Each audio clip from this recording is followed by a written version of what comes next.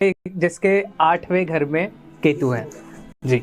8वां घर जो होता है ना, ये हमारा ऑकल्ट साइंस का भी होता है, ये हमारी गुप्त विद्याओं का भी होता है। 8वां घर आपका ये मोक्ष का भी होता है। वैसे मोक्ष का 12वां घर होता है, लेकिन ये 8वां घर भी मोक्ष का होता है। ये रिसर्च का भी घर माना गया है। जैसे कि कहते हैं कि, और 8वां घर जो है ये आपका ब्लैक होल है। कुंडली का ब्लैक होल कहाँ है? वो 8वें घर में है। तो हर चीज़ वहाँ पर एकदम से चली जाती है। तो अब वो पॉजिटिव एनर्जी है या नेगेटिव एनर्जी है, क्योंकि 8वें घर में जब भी केतु होगा तो ज़्यादातर लोग कहते हैं कि नेगेटिव एनर्जी को ये लोग जल्दी से अट्यून कर लेते हैं। तो इनके ऊपर तंत्र मंत्र जादू टोना बहुत जल्दी इनके ऊपर जो है वो लग जाता है, या इनको कई बुरी नज़र लग जाती है लोगों की। या ये जैसे किसी पार्टी में जाएंगे तो पार्टी में जाके अगले दिन आएंगे तो फिर वो जो है ये बीमार पड़ जाते हैं। तो ऐसे लोग आत्मा परमात्मा तंत्र मंत्र की भी बातें करते हैं। क्योंकि केतु क्या है? जिज्ञासा।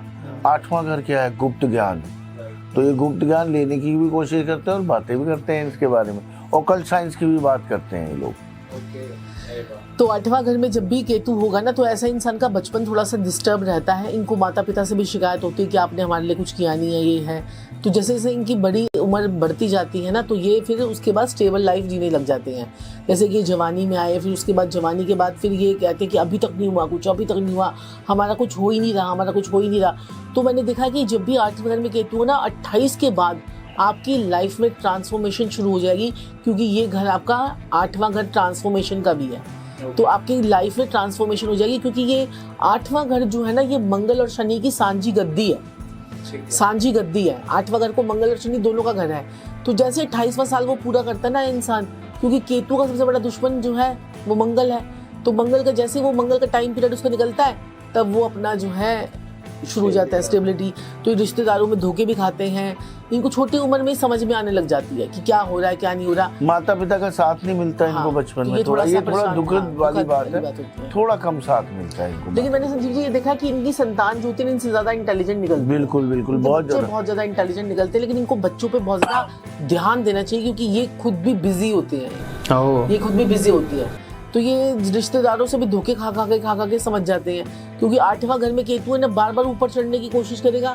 छिपकली बार बार ऊपर चढ़ेगी फिर गिर जाएगी। जैसे वो कहते हैं ना कि चींटी ऊपर चढ़ती है फिर गिर जाती है, तो ये इनके साथ में भी ऐसा होता है। तो ये कहते हैं हमारे साथ ऐसा क्यों हो रहा है, हम इतनी मेहनत करते हैं, हमारे साथ हम जैसे इनको थोड़ा सा ये हो जाता है कि जैसे रिश्तेदार हो गए, क्योंकि ये थोड़ा सा स्ट्रगलिंग लाइफ रहती है इनकी ना, बचपन से थोड़ा सा स्ट्रगल करते हैं हर चीज़ में।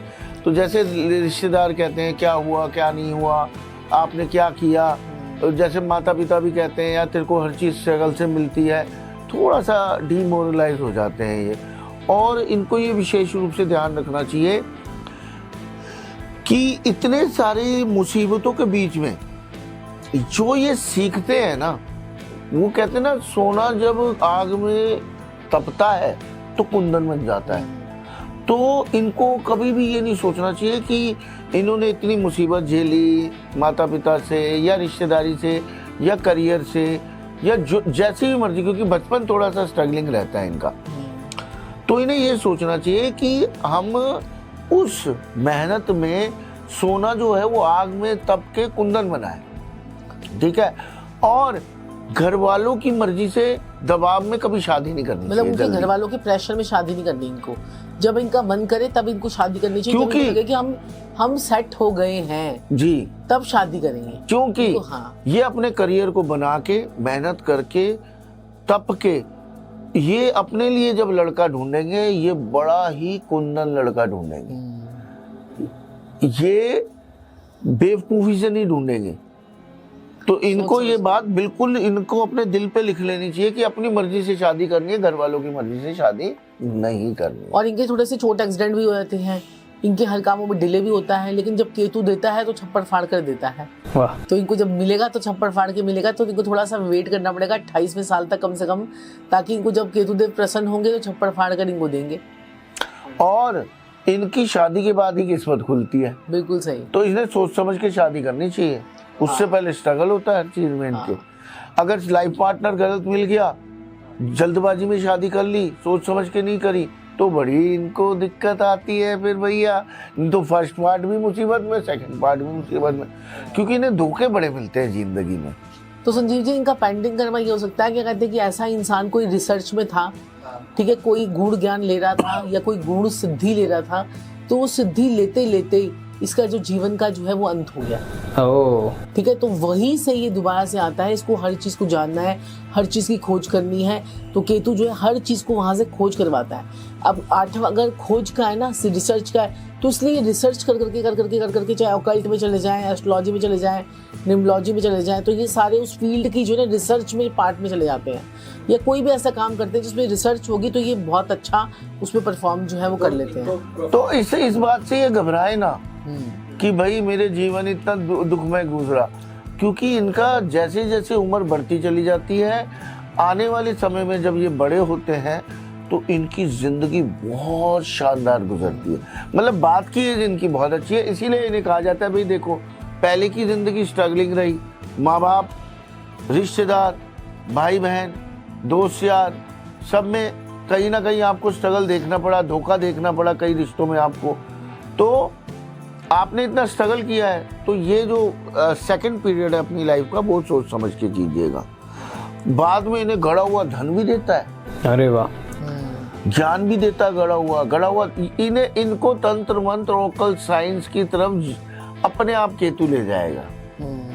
हाँ जी, इनको ले जाएगा। जैसे कई लोग होते हैं ना कि मंत्र साधना कर लेते हैं, तंत्र साधना करते हैं, अब दिवाली ये साधक बन जाते हैं आने वाले टाइम। दिवाली पर तंत्र मंत्र की साधना, जब हमारे केतु जो है हमारी कुंडली में वर्ष फल में 8वें भाव में आया था, हमारे दोनों के ही 8वें भाव में आया था, तो उस टाइम पीरियड पे संजीव जी ने भैरव की थी साधना, मैंने माँ काली की थी।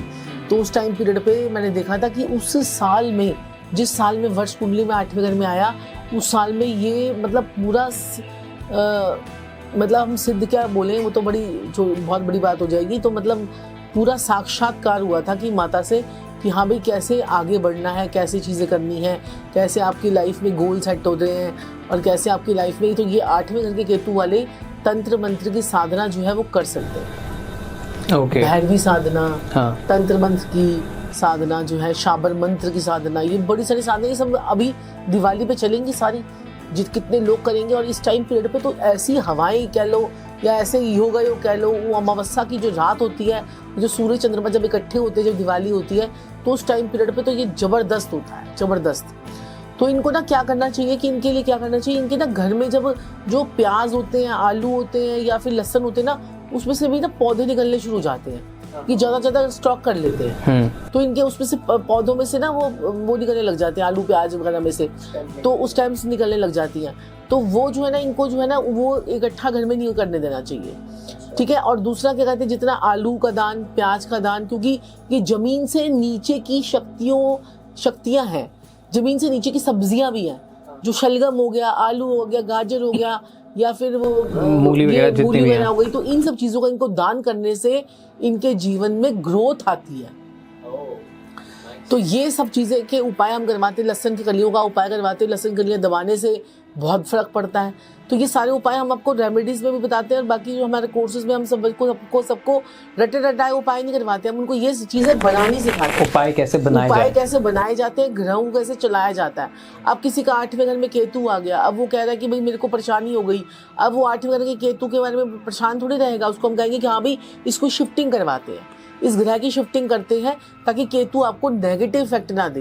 क्योंकि हो सकता है उस साल में आपको तंत्र में तो ले जाए, लेकिन आपका ब्रांड जो है वो खराब कर दे, ठीक है, आप इतनी ऊंचाई पर ना जा पाओ, ठीक है। पैसा तो आपको दे देगा, लेकिन आपकी जो है ब्रांडिंग वो खराब कर देगा, या आपको कोई नाभि से नीचे की परेशानियां दे देगा, क्योंकि रीढ़ की हड्डी, घुटनों में, टांगों में, रीढ़ की हड्डी में और नाभि से नीचे की परेशानियां जो है वो केतु देता है। और जिनके भी केतु 8वें घर में होते हैं, खासकर लेडीज, उनका लोअर पार्ट जो है थोड़ा सा अपर पार्ट से भारी होता है। ओके, ये भी मैंने देखा है बहुत सारे लोगों के बीच में।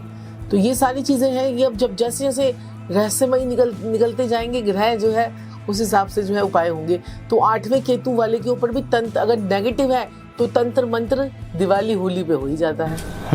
ये है।